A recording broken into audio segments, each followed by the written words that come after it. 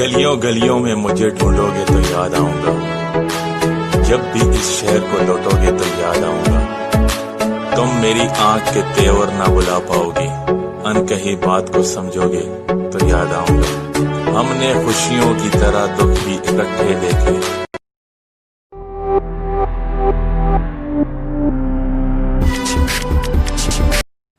झुकता वही है जिसमें जान होती है, क्योंकि अकड़ तो मुर्दों में होती है। जी हाँ दोस्तों, मैं हूँ आर.के. रंजन सर और आपका स्वागत है आर.के. रंजन इंग्लिश क्लासेज और चैनल में। हम लोग दो कविता पढ़ चुके हैं। पहला जो कविता हम लोग का है वो sweetest love I do not go, John don ने लिखा था, जिसको हम लोग कंप्लीट कर गए हैं। दूसरा कविता जो था हम लोग का song of myself, Walt Whitman साहब ने लिखा था। दो कविता हमने आपको कंप्लीट करा दिया है, एक sweetest love I do not go और दूसरा सॉन्ग ऑफ माई सेल्फ, है ना। Sweetest love I do not go John Donne का लिखा हुआ यह कविता था और दूसरा song of myself Walt Whitman का लिखा हुआ कविता था। आज हम लोग पढ़ने जा रहे हैं now the lips are falling fast, W.H. Auden साहब का लिखा हुआ कविता है। ये हम लोगों का तीसरा कविता है। जो 12th के बच्चे वो ध्यान से देखेंगे क्योंकि उन्हीं का ये सिलेबस है और 12th के जो आपका जो सिलेबस है उसमें तीसरा कविता आप देखेंगे। किताब आप अपने पास रखेंगे, क्योंकि किताब सामने रखेंगे तभी आपको बेहतर समझ में आएगी। आप देखेंगे अपने किताब में, कुल आपकी किताब में now the lips are falling fast में कितने स्टेंजा है? 5 स्टेंजा है। तो आपके किताब में 5 स्टेंजा है और प्रत्येक स्टेंजा की बात की जाए तो प्रत्येक स्टेंजा में 4-4 लाइन है। तो प्रत्येक स्टेंजा में 4-4 लाइन है। इसका मतलब है कि आपको कुल इसमें 20 लाइन पढ़ना है। आप देख रहे हैं कि 1 2 3 4 5 इसमें 5 स्टेंजा, 5 स्टेंजा में 4-4 आपका लाइन दिया गया है और इस तरह से इस कविता में आपको 20 लाइन आपको पढ़ना है। तो आप देख रहे हैं स्टेंजा 1 हमने यहाँ पर लगाया है और इसमें कुल कितना लाइन है? तो इसमें कुल 4 लाइन है। तो हम लोग पहले इस चारों को ध्यान से देखेंगे। प्रत्येक स्टेंजा को हम आपको दिखाएंगे, बताएंगे और समझाएंगे। पहले आप चीजों को समझिए, फिर आप अपने नोटबुक में उसको लिखेंगे।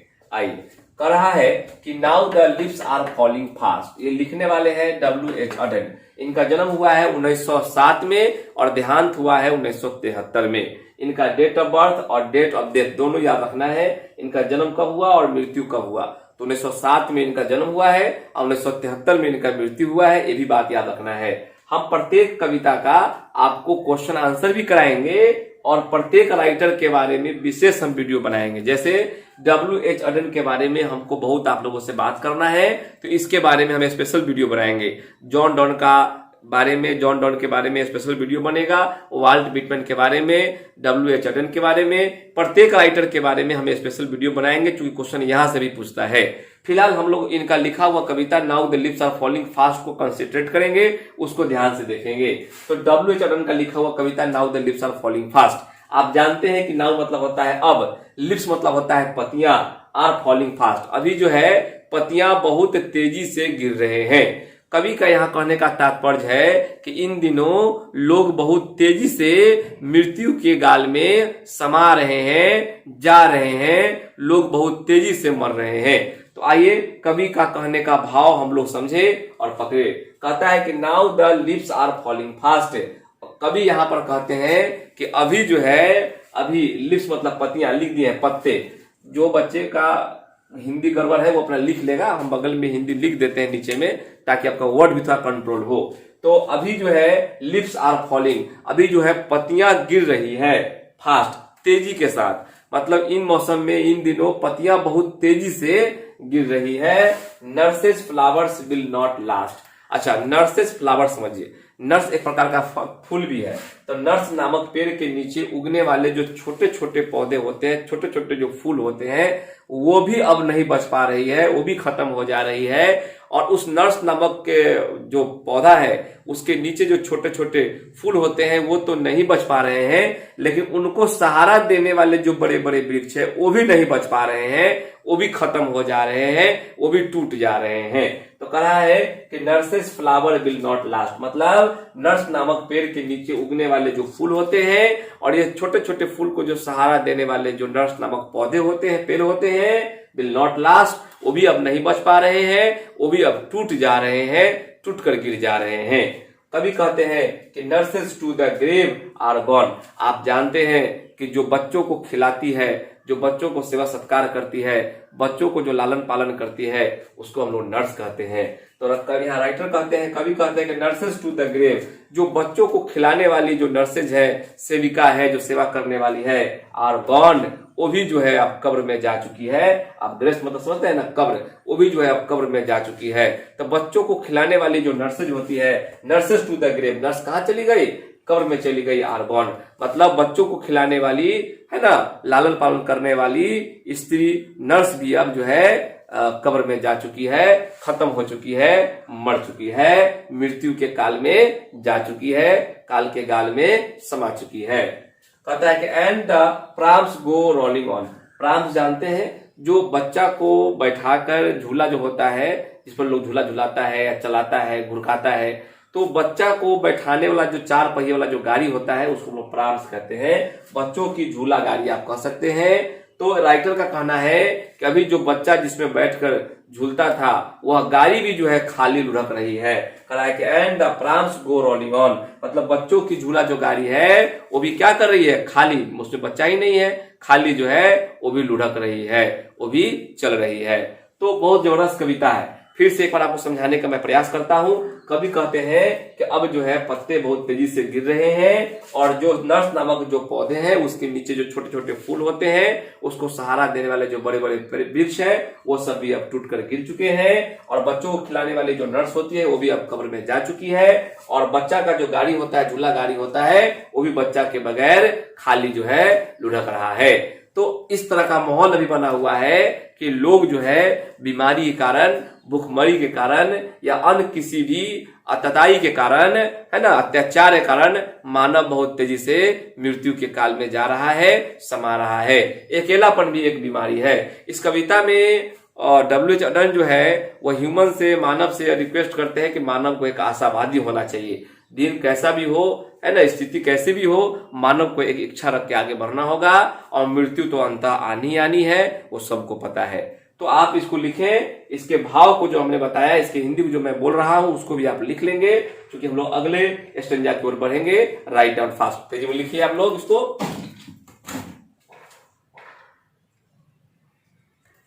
उम्मीद करते हैं आप लोग उतार लिए होंगे। अब हम लोग का अगला स्टेंजा है, स्टेंजा नंबर 2 में देखेंगे कि आपको स्टेंजा नंबर 2 क्या कर रहा है। इसमें भी आपका 4 लाइन है, इसको भी लोग ध्यान से देखेंगे। करा है कि विस्परिंग नेवर्स। विस्परिंग नेवर्स मतलब होता है यमदूत। यमदूत का मतलब जो आपकी खुशियां को छीनकर, आपके मृत्यु को लेकर यमदूत के पास चला जाता है, उसको हम लोग बोलते हैं विस्परिंग नेवर्स।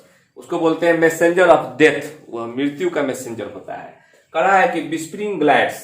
करा है कि यमदूत जो है लेफ्ट एंड राइट, मतलब जो आपकी खुशी को छीनकर, आपकी मृत्यु को छीनकर ले जाने वाले जो यमदूत होते हैं, मैसेंजर ऑफ जो डेथ होते हैं, वो आपके लेफ्ट राइट है, आपके इधर उधर भटक रहे हैं।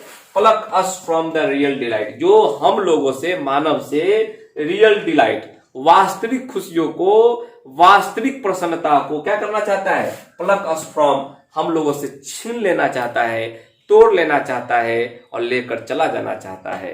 राइटर का कहना है कि अभी जो यमदूत है, मृत्यु का जो यमदूत है, वह मानव के लेफ्ट राइट कर रहा है, इधर उधर भटक रहा है, और वह वास्तविक खुशी को मानव से छीन लेना चाहता है, पलक कर लेना चाहता है, तोड़ लेना चाहता है और छीन कर चला जाना चाहता है।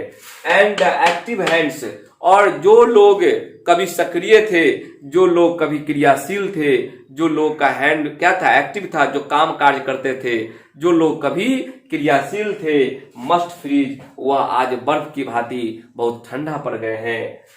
एंड द एक्टिव हैंड, जिसके हाथ सक्रिय था, जिसका हाथ जो है क्रियाशील था, हाथ चालू था, जो लोग एक्टिव पोजीशन में थे, मस्ट फ्रीज, वह आज बर्फ की भांति, आज उसके हाथ बर्फ की भांति ठंडे पड़ गए हैं। लोनली ऑन द सेपरेट नीज, और अच्छा, सेपरेट का मतलब यहाँ पर एक वर्ड है सेपरेट, मतलब हर इंसान कह सकते हैं या अलग अलग।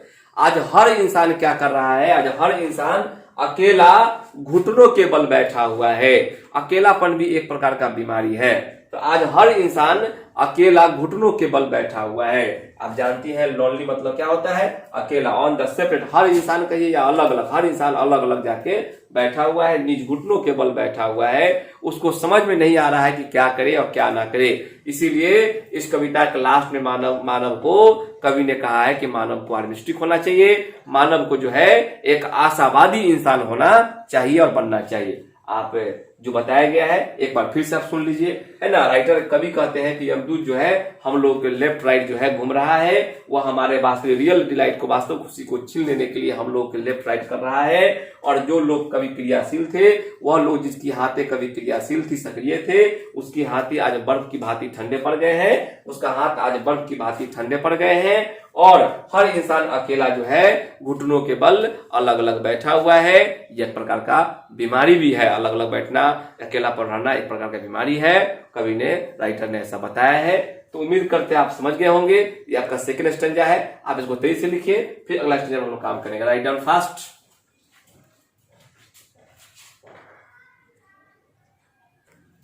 उम्मीद करते हैं आप लिख गए होंगे। अब आइए हम लोग देखते हैं स्टेंजा नंबर 3 क्या कहता है ना। प्रत्येक स्टेंजा को ध्यान से देखते जाइए, कहता क्या है आप लोगों को। कह रहा है कि डेड इन हंड्रेड्स। डेड इन हंड्रेड्स का मतलब होता है सैकड़ों मौतें।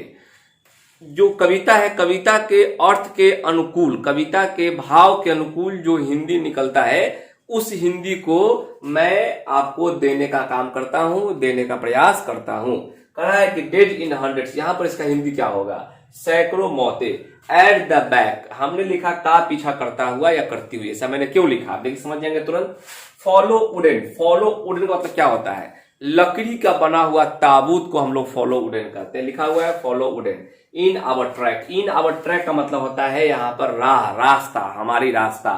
तो यहाँ पर आपको कवि जो है, राइटर है, कहना चाहते हैं कि इन आवर ट्रैक, हमारी राह पर, वुडन वुडन फॉलो वुडन, हमारी राह पर लकड़ी के ताबूत, लकड़ी का जो ताबूत जिसमें लाश को रखा जाता है, बंद किया जाता है, हमारी राह पर लकड़ी के ताबूत का पीछा करता हुआ आप सैकड़ों मौतों देख सकते हैं, या सैकड़ों मौतें आप जाते हुए देख सकते हैं। फिर समझिए, यहाँ पर डब्ल्यू करना चाहते हैं कि हमारी राह में लकड़ी के ताबूतों का पीछा करती हुई सैकड़ों मौतें देखी जा सकती है। वह कहते हैं कि arms raise swiftly to reprove in false attitude of love. अच्छा, फॉल्स एटीट्यूड ऑफ लव का मतलब होता है बनावटी प्यार का सोच। एटीट्यूड मतलब विचार, है ना। फॉल्स लव आप जानते हैं, झूठा प्यार। तो बनावटी जो प्रेम होता है, झूठा जो प्रेम होता है, वह बनावटी प्रेम, झूठा प्रेम, बनावटी प्रेम के सोच का विरोध करता हुआ, देखिए स्विफ्टली टू रिप्रूव, रिप्रूव मतलब विरोध करना, कह रहा है कि बनावटी प्यार के सोच के विरुद्ध, है ना, विरोध करता हुआ आप बहुत सारे हाथ को, बहुत सारे उंगली को आप उठा हुआ देख सकते हैं आज की तारीख में, है ना। बनावटी प्यार के सोच का विरोध करता हुआ हर उंगली और हर हाथ उठा हुआ आपको मिलेगा। तो दो बात इसमें उन्होंने कहा। एक कहा कि हमारी राह में जो लकड़ी के ताबूतों का पीछा करती हुई आप सैकड़ों मौतें देख सकते हैं, और बनावटी प्रेम के सोच का विरोध करते हुए आप हर उंगली और हाथ खड़ा देख सकते हैं या उठा हुआ देख सकते हैं।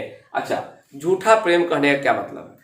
आप किसी से कहते हैं कि आप सपोज डेट मान लेते हैं कि आपकी शादी हो गई और आप रोज जो है रात को घर आते हैं और अपनी वाइफ से कहते हैं कि oh my wife I love you so much. आप रोज यही बात कहते हैं कि I love you so much. आप अपनी वाइफ को रोज कहते हैं कि oh my wife, oh my dear wife I love you so much. तो ये क्या है, कहने की कोई आवश्यकता नहीं है। आवश्यकता यह है कि आप उसके लिए कर क्या रहे हैं, आप उसके लिए ला क्या रहे हैं, आप उसकी समस्याओं को समझ रहे हैं कि नहीं समझ रहे हैं, आप उसमें सहयोग कर रहे हैं कि नहीं कर रहे हैं। तो जब आप काम करेंगे उसके लिए तो उससे प्रतीत हो जाएगा कि वास्तव में आप उससे प्रेम करते हैं। इसीलिए कहने का कोई मतलब नहीं है। तो आप रियल लव में आएंगे, रियल लव में आइए। रियल लव, लव का मतलब होता है त्याग। आप किसी के लिए त्याग कर रहे हैं कि नहीं कर रहे हैं, है ना।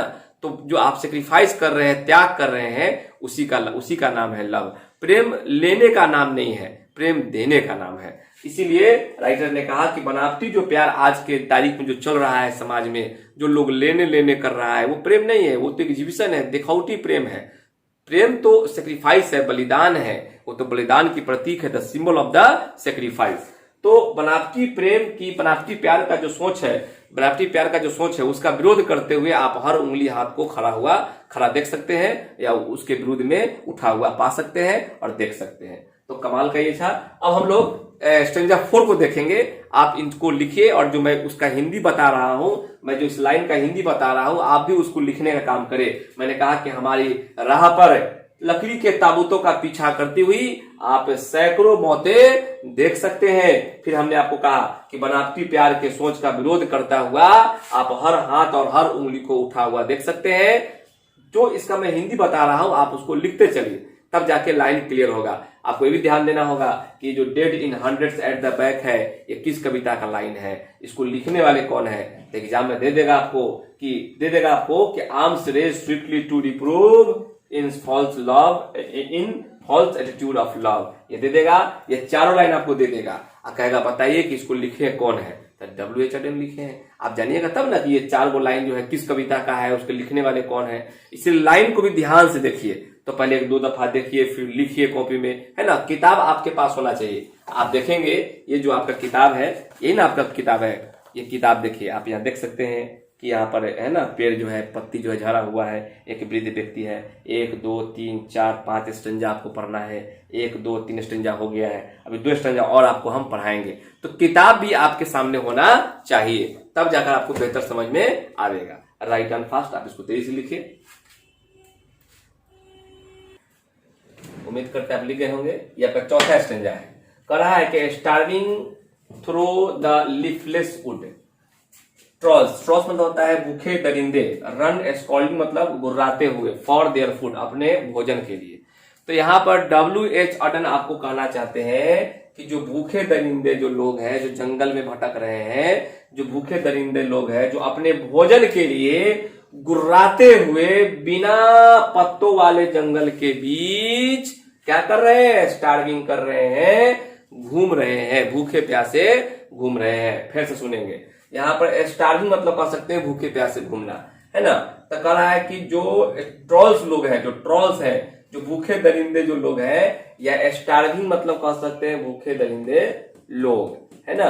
यहाँ पर आपको हम थोड़ा सा ये कर दें, स्टार्विंग मतलब लिख सकते हैं आप भूखे दरिंदे, है ना, भूखे दरिंदे। एक बात हो गया, है ना, स्टार्विंग।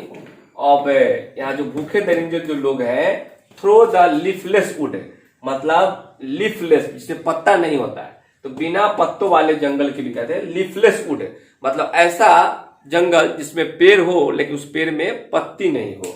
तो आप कह सकते हैं बिना पत्तों वाले जंगलों के बीच। तो कह रहा है कि जो भूखे दरिंदे जो लोग हैं वो क्या कर रहे हैं, वह ट्रॉल कर रहे हैं।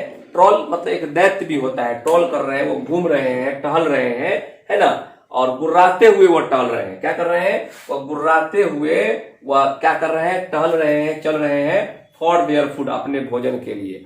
तो याद रखना है, राइटर इसमें कहते हैं जो भूखे दरिंदे जो लोग हैं वो अपने भोजन के तलाश में वैसे जंगल में भटक रहे हैं जिस जंगल में पेड़ है लेकिन पेड़ में हरियाली नहीं है, पत्ती नहीं है, फल नहीं है। मतलब बिना पत्तों वाले जंगलों के बीच भूखे दरिंदे लोग जो है अपने भोजन की तलाश में घूम रहे हैं, चल रहे हैं। And the Nightingale is dumb, और उस जंगल में जो बुलबुल रहती थी, गाने वाली जो बुलबुल होती थी, जो कोयल होती थी, जो गाना गाया करती थी, वह भी अब गूंगी हो गई है, अब वो भी नहीं कुछ बोलती है। And the angle will not come, angle मतलब देवदूत, जो भगवान का देवदूत होता है, जो लोगों को कष्ट से निवारण करता है, उसको कष्ट से दूर रखता है। अब मानव को बचाने के लिए भगवान का कोई यमदूत भी विल नॉट कम नहीं आएगा। तो राइटर कहते हैं कि and the angle will not come, मतलब अब कोई भगवान का देवदूत भी बचाने के लिए नहीं आएगा। तो जो मैंने आपको हिंदी बताया आप उसको लिखेंगे। आप लिखेंगे कि जो भूखे दरिंदे जो लोग हैं वो अपने भोजन की तलाश में, है ना, गुर्राते हुए बिना पत्तों वाले जंगलों के बीच क्या कर रहे हैं, घूम रहे हैं, और कोयल भी गूंगी बन गई है, और भगवान का कोई देवदूत भी बचाने के लिए नहीं आएगा। एक स्टेंजा और है, कर देते हैं, आप इसको राइट कीजिए, जल्दी बताइए, फास्ट। उम्मीद करते हैं लिख गए होंगे। अब आपका लास्ट है, 5वां आपका स्टेंजा है, ये लास्ट आपका स्टेंजा है। तो कह रहा है कि कोल्ड इम्पॉसिबल अहेड, कह रहा है कोल्ड ठंडा और इम्पॉसिबल और असंभव वातावरण। यहाँ पर WH अटन कहते हैं कि ठंडा और असंभव वातावरण। लिस्ट है ना अहेड, उसके ऊपर क्या है, list the mountains lovely head, है ना, लवली हेड बहुत सुंदर, उसका जो चोटी होता है उसको हेड हम लोग बोलते हैं। तो कह कि लिस्ट ऑफ द माउंटेन्स मतलब पर्वतों की ऊंची चोटियां, है ना, हुज व्हाइट वाटरफॉल, जिससे क्या होता है सफेद झरने, पानी सफेद झरने बहते हैं। कह रहा है कि ठंडा और असंभव वातावरण और पर्वतों की ऊंची चोटियां जिनसे सफेद झरने के पानी बहते हैं, सफेद झरने का पानी बहता है। तो आप देख रहे हैं कि ठंडा वातावरण, असंभव वातावरण और पर्वतों की ऊंची चोटियां जिनसे श्वेत सफेद झरने गिरते हैं, वह उनके आखिरी मतलब जो भी यात्री करने वाले जो लोग होते हैं, जो यात्रा करते हैं, यात्रियों को उनके आखिरी समय में क्या करते हैं, गुड ब्लेस, वह सुकून पहुंचाते हैं। एक बार फिर से सुन लीजिए, यहाँ पर वह कहते हैं, W चरण साहब कहते हैं कि ठंडा और असंभव वातावरण, पर्वतों की ऊंची चोटियां, है ना, list of the mountains lovely head, है ना, पर्वतों की बहुत खूब सुंदर चोटी, जिनसे व्हाइट वाटरफॉल, जिनसे सफेद झरने का पानी बहता है, कुड ब्लेस, वह सुकून देता है किसको, यात्रियों को, ट्रेवलर्स को, इन देयर डिस्ट्रेस। अच्छा, इन देयर डिस्ट्रेस या इन देयर लास्ट डिस्ट्रेस का मतलब होता है उनका अंतिम समय। तो उनके अंतिम समय क्या करता है, उनको सुकून देता है।